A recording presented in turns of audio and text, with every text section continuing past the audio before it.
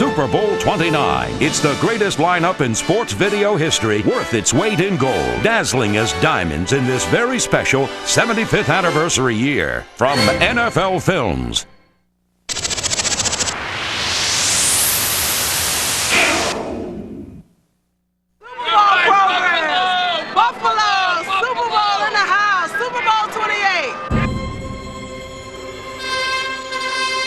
In an unprecedented fourth straight Super Bowl appearance, the Buffalo Bills came out with the look of a champion.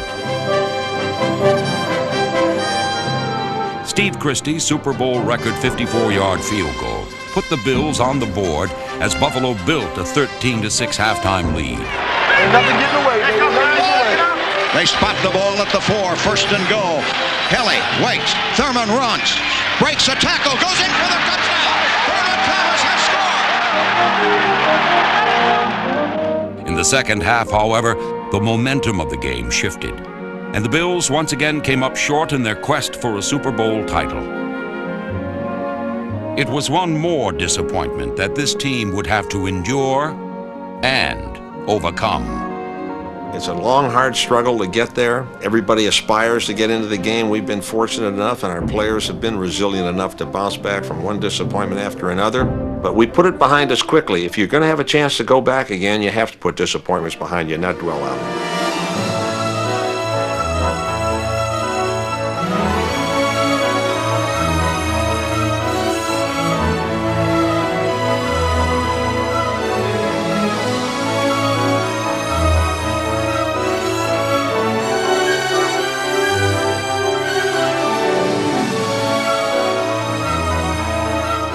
In perhaps his finest season of coaching, Marv Levy kept his team remarkably focused, helped them weather their storms, and steadied their championship course.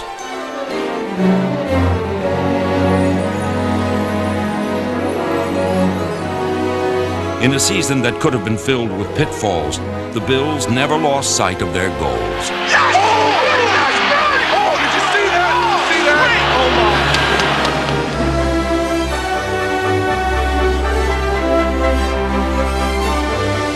The Buffalo Bills defied the experts, pushed aside their obstacles, and marched on to their fourth straight AFC championship, a feat never before accomplished. They have now become the NFL's winningest franchise in the 90s. And over that time, no team has played with more purpose, won with more heart, or overcome with more resilience.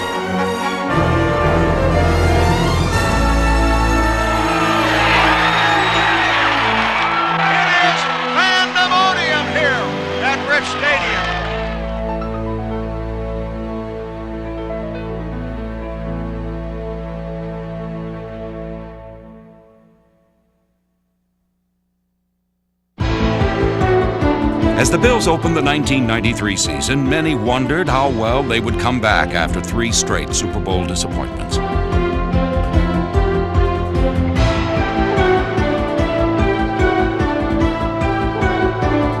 Bruce Smith and the Bills cleared up any doubts on opening day with a convincing rout of the Patriots.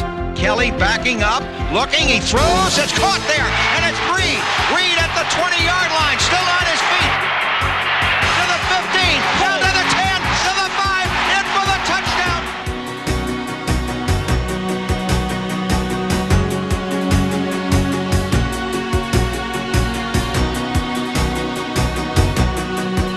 Andre Reed scored 3 touchdowns on the day, and rookie Russell Copeland got his first chance to break a big play. And he gets the punt away, and here is Copeland at the 47 of New England, down to the 45, to the 40, and he's still on his feet.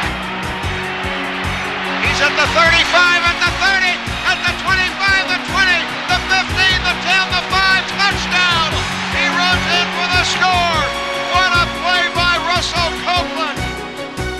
Copeland's score capped off an explosive opening day for the Bills, but the following week, Buffalo's defense would steal the show against the world champion Cowboys in Dallas.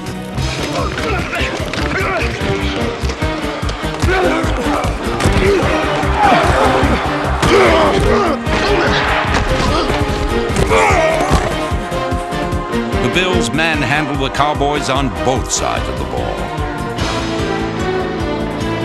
It's all out war, baby.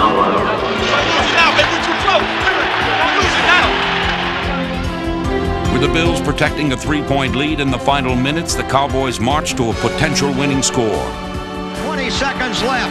Waiting Aikman, dropping back, looking end zone, throws, and it's broken up and intercepted. It is intercepted by the Bills. It is intercepted by number 43 on the play by Darby.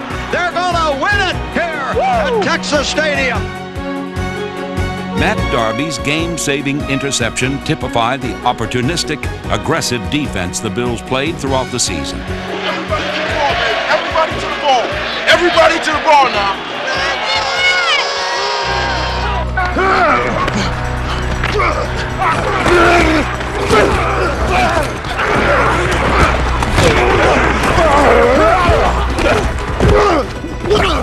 But this defense wasn't just Bruce Smith's 14 sacks and incredible athleticism.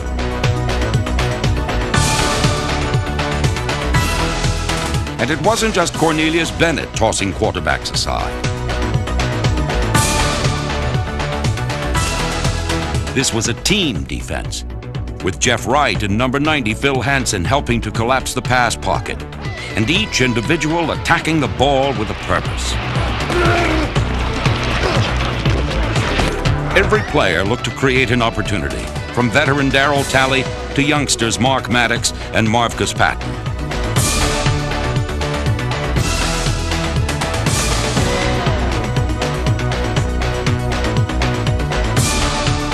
Buffalo refined the art of stripping the ball and led the NFL with 47 takeaways.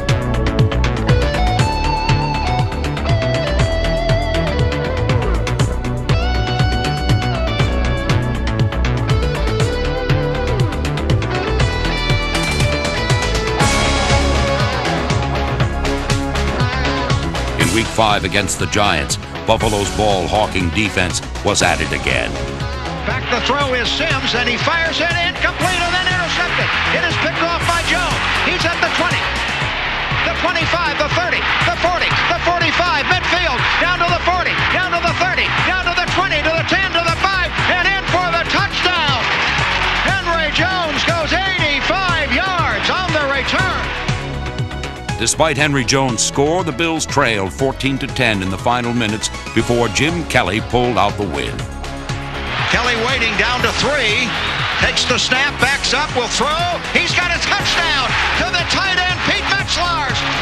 At 3-1, the resilient Bills had proven they were definitely back for another title run. In 1993, the Bills once again had football's most loyal following. The fans have been very supportive, and not only in Buffalo, but the team is really drawn. It's a regional franchise. It draws heavily from Western New York. It's a major franchise in an area that doesn't have a lot of major sports. For the last 6 years, we have led the National Football League in attendance, and what they bring to our team and the interaction between our football team and our fans is something phenomenal. We kind of thrive off of them, they thrive off of us. It's a, I guess no better way to put it than a tremendous love affair in Buffalo. Buffalo's love affair with the Bills has now spanned 35 years, a time filled with magical moments and Hall of Fame performers. One of the greatest athletes in the history of sports, number 32, O.J. Simpson. Buffalo's football history includes not only O.J. Simpson's 2,000-yard season, but also two men who were cornerstones of the Bills' rise to greatness. Safety Mark Kelso leads the Bills as the third leading interceptor in team history, while guard Jim Richer played more games in a Bills jersey than anyone. 1993 also marked Richer's final season with the Bills. And now a line in transition looks to young stars like tackle John Fina to step in and keep Buffalo solid up front.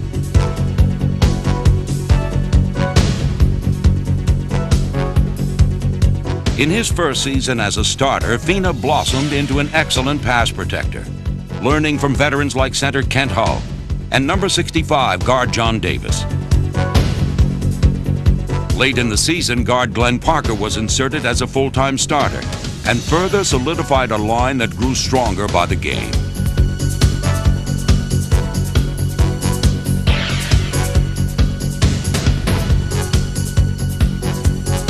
Despite the transitions up front, Pro Bowl running back Thurman Thomas followed his blockers to lead the AFC with more than 1,300 yards rushing and over 1,700 total yards from scrimmage.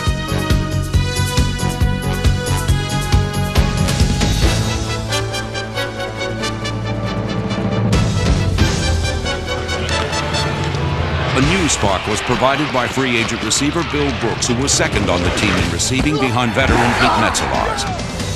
With 68 catches, Metzelaars became the first tight end in more than 30 years to lead the Bills in receiving. With such reliable targets, Jim Kelly was well armed throughout the season, and on a Monday night in Week 6, Kelly unleashed an air assault on the Oilers. Kelly Cox. Kelly throws long to the end zone. BB, touchdown. He got it. What a throw by Kelly.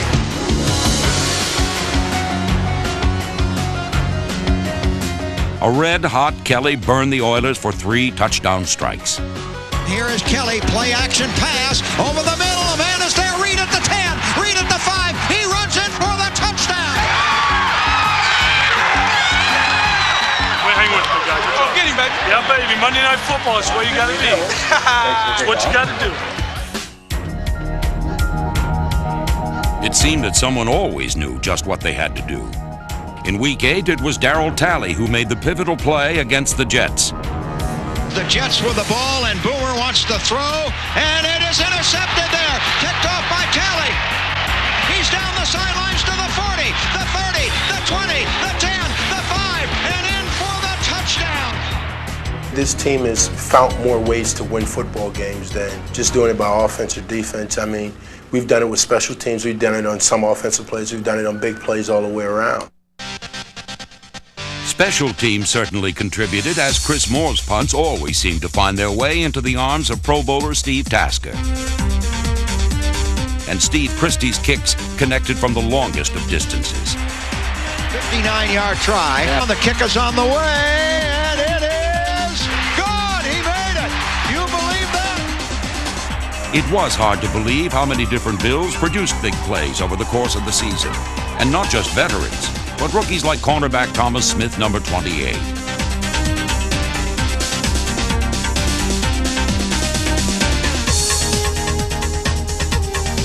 Smith showed the promise of being an impact player for years to come, as did rookie receiver Russell Copeland. In Week 10, with the Bills trailing the Patriots by 3 in the final minutes, Copeland's clutch catch set up the game-tying field goal with seconds remaining.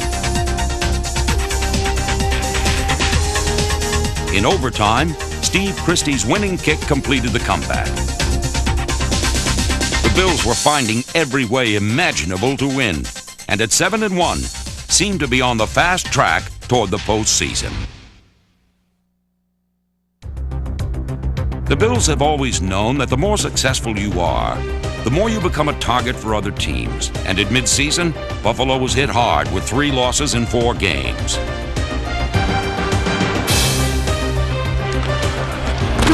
Everybody's going to give you their best shot to try and knock you off the top. You know, it's like when you're a kid, you're playing King of the Hill. And we were King of the Hill, and everybody's giving us his best shot, and we have to be able to counter. I think one of the things we've been able to do over the years is put that stuff behind us, the bad game, the bad night, because we know how good we can play, and we feel very confident if we play well and we play our game, then there's nobody that can beat us. Everybody waiting for us to fall. We may fall a little bit every now and then, but we always know one thing, we're going to get right back up. Once again, the resilient Bills put their disappointments behind them and forged ahead to win their final 4 games, including a critical first-place showdown in Miami. Kenneth Davis scored 3 touchdowns, and Mickey Washington continued to make a big impact as a new starting cornerback. Here's a pass coming up. Mitchell throws. Intercepted at the 20, the 15, the 10. Mickey Washington runs down for the touchdown. How do you It was one of 2 Buffalo defensive scores on the day. Or no, a pass, and it is complete to the tight end, a fumble, and the Bills pick up the ball, and down goes Adams to the 5, and in for the touchdown! Overall, the Bills moved the ball almost at will and produced their highest point total of the season.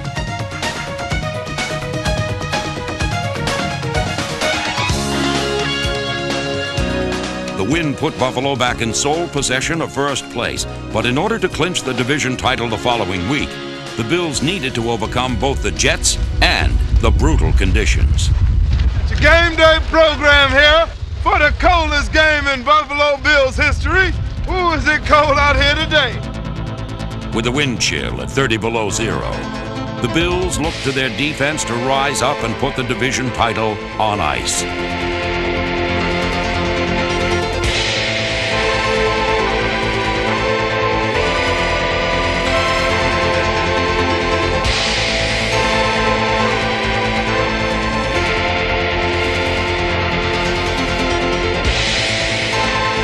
In the end, the Jets' offense was stopped cold, and the more than 70,000 fans who braved the conditions watched their team hang on in the final seconds. The put down, the kick is up, and it is no good. He missed it to the right, and the Bills may prevail here and win the AFC East title for the 5th time in 6 years.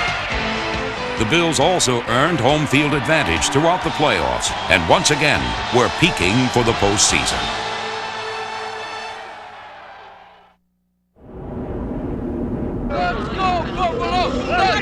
From frigid Orchard Park, New York, Rich Stadium, 70,000 plus of God's frozen people are on hand in bone-rattling cold to watch the Bills and the Raiders get it on in an AFC divisional playoff game. Once again, the game-time temperature hovered around zero, conditions which suited the Bills and their fans just fine.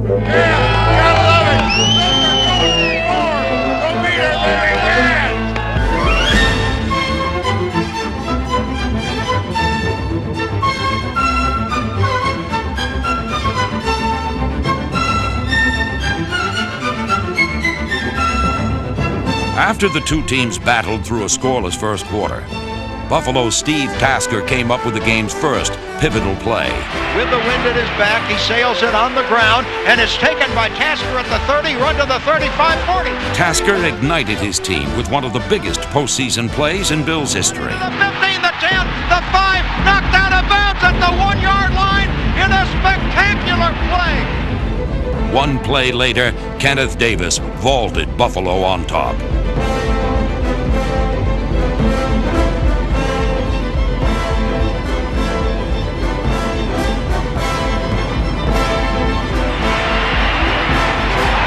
The lead wouldn't last long, however, as 2 Raiders scores forced the Bills to battle back from an 11-point deficit. Come on, Buffalo! Come on, Jim! Waiting for the snap, here's Kelly. Here's the blitz, he's back to throw. Looking, he throws long, all along. Brooks for the touchdown! It is Bill Brooks!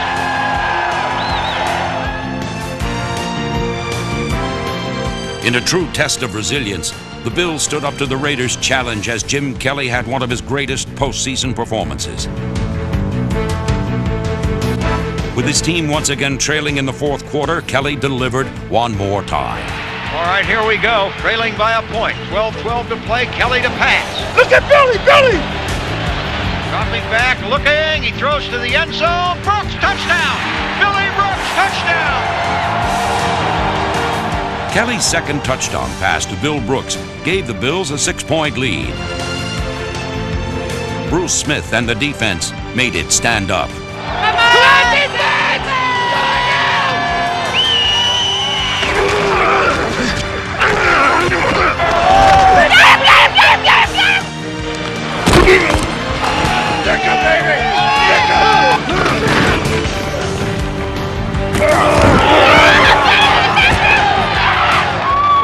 Buffalo's defense nailed down the come-from-behind win.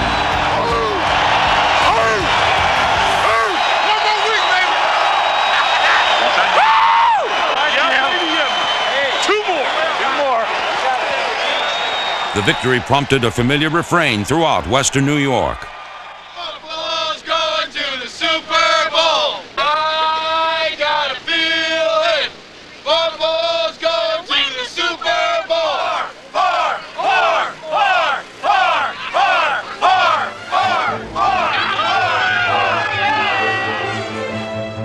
Standing between the Bills and their fourth straight AFC title was future Hall of Fame quarterback Joe Montana.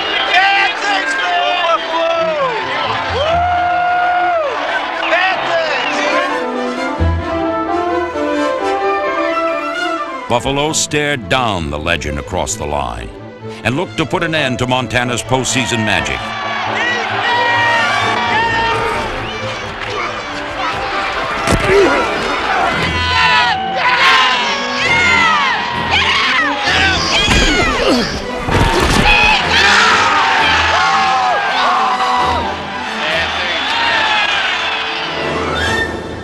The Bills' defense made bad things happen all day.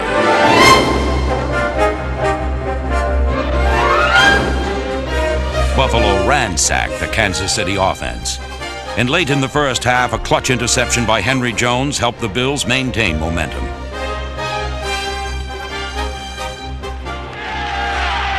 Early in the second half, Buffalo officially knocked Montana and his comeback hopes from the game. With Montana and the Chiefs reeling, this was a day for one of the Bills' biggest stars to take center stage. Let's go, Big O! Here's another run on a delay for Thurman off the left side. He's through it at midfield. He breaks a tackle. Come on, Drake! Come on, Drake!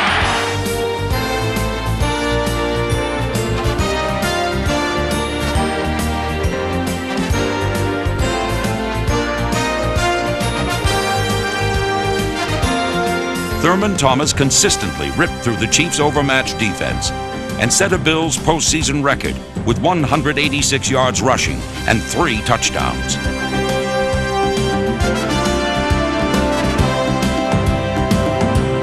With Thomas carrying the load, the Bills never trailed. And in the fourth quarter, his third touchdown of the day capped a convincing Buffalo victory. Here's Thurman running right. He's in for the touchdown. He is in for the touchdown. 3 touchdowns for Squirmin' Thurman Thomas. And the Bills are making NFL history with a 4th straight American Football Conference championship.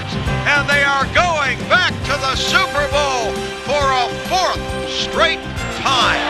Come on, baby. That's what it is. Over the past 4 seasons, other champions have come and gone. Only the Buffalo Bills have endured. They have overcome countless obstacles, come back from the toughest of disappointments, and persevered to establish a level of excellence matched by few teams in NFL history. In 1993, the Buffalo Bills once again were to be applauded for their heart, praised for their courage, and above all, admired for being a team of resilience.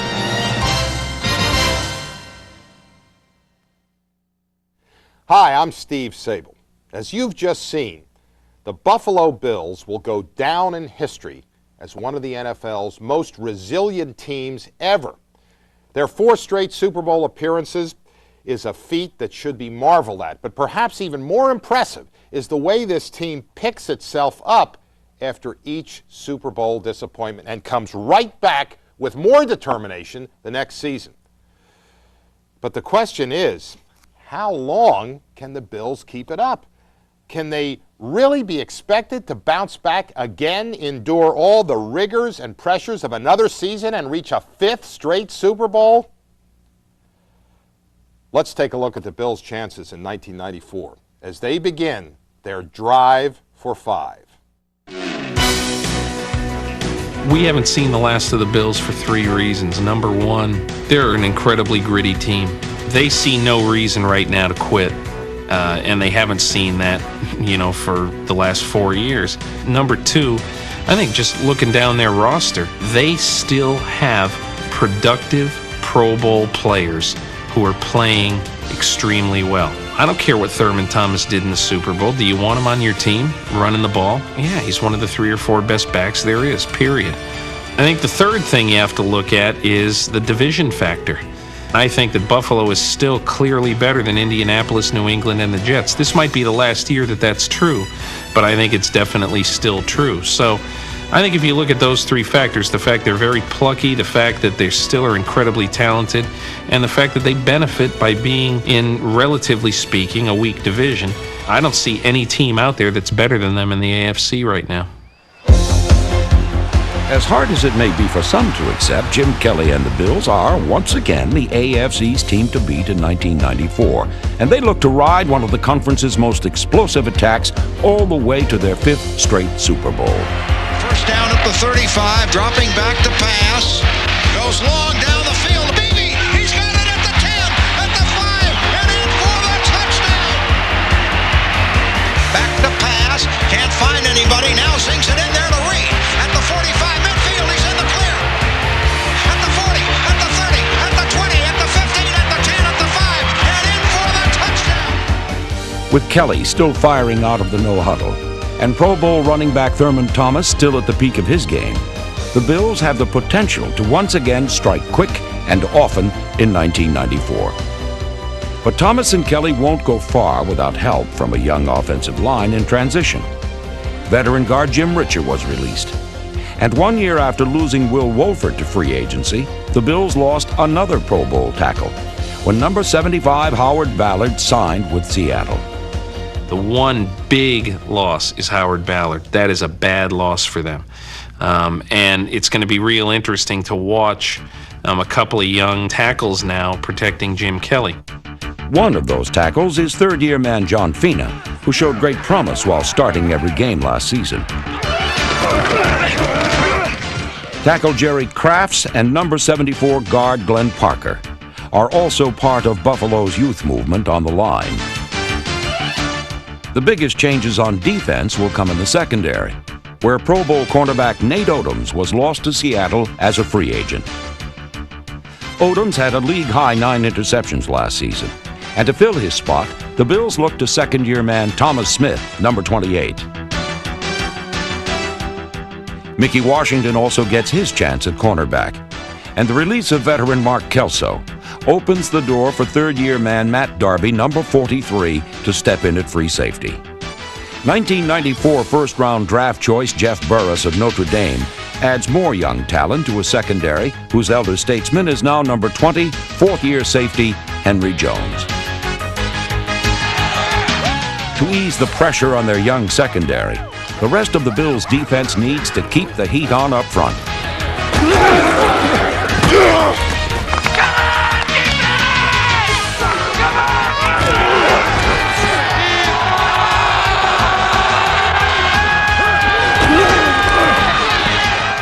With Cornelius Bennett, Darryl Talley, and Bruce Smith leading the charge, the Bills have as many big-name stars on defense as offense. In the past, that wouldn't be a problem. But with free agency and the salary cap, it's now more difficult for teams to keep all their high-priced stars together. Buffalo, however, has done a better job than most. If you got a lot of stars on your team, can't pay everybody $3 million anymore. You know, you have to pick and choose the guys who you really reward. They've done a smart job handling the cap in that they re-signed or sweetened the contracts of 10 guys last year. The stars are intact, and they believe in those stars. Jim Kelly told me this. He said, the great thing about this team is that Ralph Wilson has kept us together. He could have broken us up. He said, you guys take off, I don't believe in you. But he didn't. He's kept the nucleus there, and because of that, these guys could come back a 5th and a 6th time, a 7th time even, and finally win it. We have unfinished business that I think we need to attend to, and everybody else on our team feels the same way, and we're not satisfied, and if we do accomplish the ultimate goal, we're still not going to be satisfied because we still feel that we have a lot more football left in us. We're pretty much like the Energizer Bunny. You know, we just keep going and going and going until somebody's going to knock us off. Here's a run by Thurman right up the middle and in for the touchdown. They beat the blitz. they're still the Bills, and they still have the same personalities that they've had all along, and this astonishing one-loss record for the last 4 years. So I still see them as my #1 contender for the Super Bowl.